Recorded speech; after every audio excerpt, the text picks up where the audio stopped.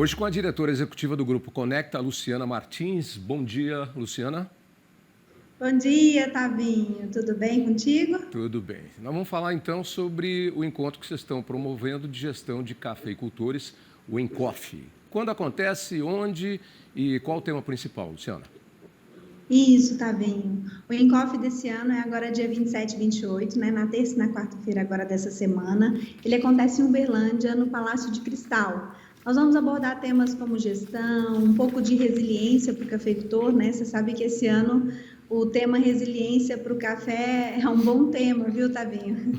Vamos falar um pouquinho sobre a resiliência desses cafeicultores, vamos falar um pouquinho sobre cenários, tendências, qual a expectativa de preços, né? Então, serão 2 dias aí com grandes temáticas. Vamos falar um pouquinho também sobre irrigação no café, a parte de biológicos para o café. Então, está recheado tanto de temas técnicos, quanto também de tema de gestão e tema também de superação. Vai ter a Dani Amaral falando aí os 5 passos para o sucesso. Então, eu falo que serão 2 dias onde esses cafeicultores vão entender um pouco mais sobre a lavoura, saber quais são as perspectivas para a próxima safra e entender um pouquinho também sobre o seu autoconhecimento, viu, Tavinho? Quando vocês vão abordar o tema resiliência, vocês vão mexer com o quê? Com todo esse contexto vivido da economia, da produção, das condições de tempo. Como é que, para que lado vocês direcionaram a questão da resiliência? Isso. O pé de café, por si próprio, né, ele é uma das culturas mais resilientes que se traz. Então, nós vamos trazer um pouquinho sobre essa resiliência do próprio cafeeiro, né, de que ele tem a capacidade de se reerguer, de se refazer, né, num curto espaço de tempo. Então, como cultura. E vamos trazer também a experiência do cafeicultor. O que ele pode mudar, o que ele não pode mudar. Então, tem condições que estão inerentes à vontade do cafeicultor, né, como o clima, situações, às vezes ele tem que lidar com a seca, ele tem que lidar com a geada, ele tem que lidar com o valor da própria commodity, que não está satisfatório e às vezes não paga nem o custo da produção. Mas a gente vai lidar também com a parte da resiliência, de como que esse cafeicultor ele pode se prevenir, ele pode se precaver, o que ele pode fazer enquanto gestão da fazenda dele, de planejamento de safra, de organização financeira para conseguir lidar com esses períodos.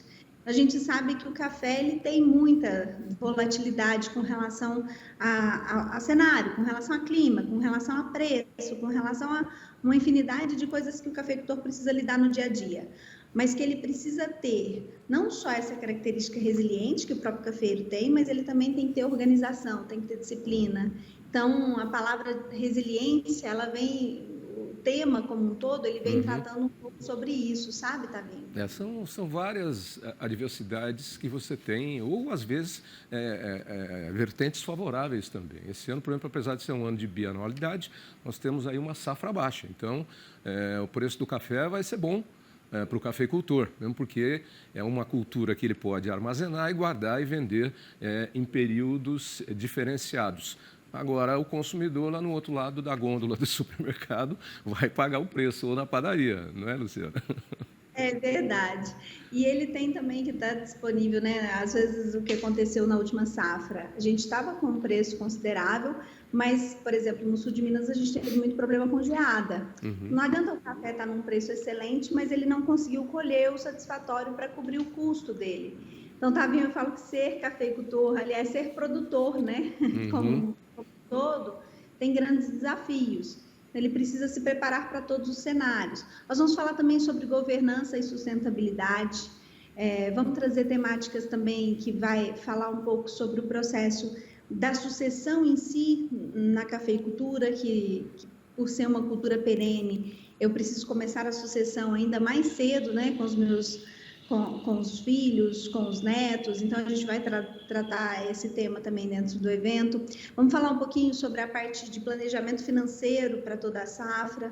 Então, assim, Tavinho, vão ser 2 dias, a gente está com grandes players do mercado, patrocinando o evento e mais de 35 cooperativas de café presentes, mais de 420 cafeicultores estarão aqui com a gente e os grandes distribuidores do café. Esse ano tem essa novidade porque as revendas estarão presentes aqui com a gente também. Estou vendo alguns nomes aqui, tem cobras aí, entre eles aqui o meu amigo Carlos Augusto lá, presidente da Cochupé. Você falou nessa questão da herança, né, da continuidade da propriedade. Você tocou num ponto importante. O café é uma cultura perene. Você vai precisar trocar o cafezal, ou parte dele, depois de 20 ou 25 anos. É diferente de uma lavoura de cana-de-açúcar, onde você corta e planta, né? Milho, mesma coisa.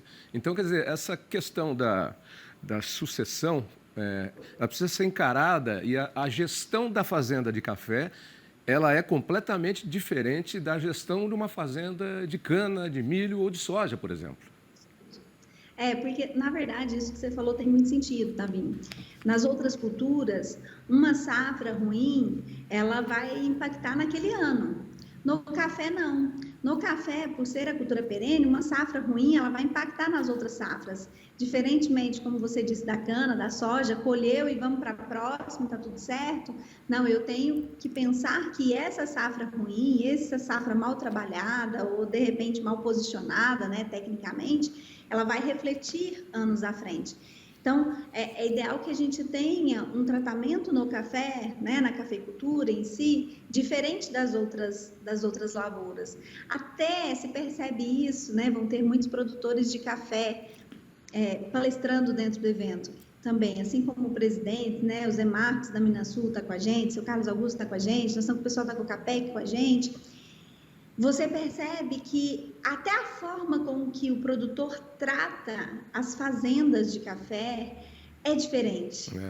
Porque há um carinho, há um cuidado. Você vai numa fazenda de café, geralmente são fazendas históricas, então tem todo um trabalho emocional que já vem de gerações, de muitas gerações, passando de geração em geração.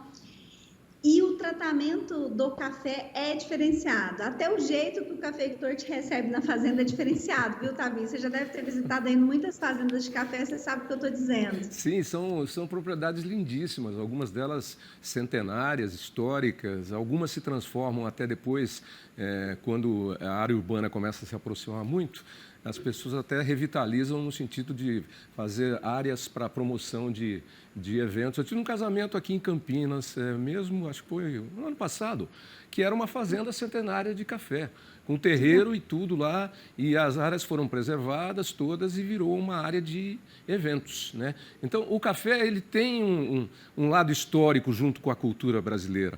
Ele é uma das nossas grandes riquezas até hoje. Né? E ele já foi ele foi a primeira grande riqueza, né? Onde nas costas dos burros e dos lombos as sacas de café desciam para o litoral, o ouro ia lá para o Paraty, mas as sacas de café iam para o Porto de Santos para serem exportadas, e o café sempre foi considerado o ouro brasileiro, né?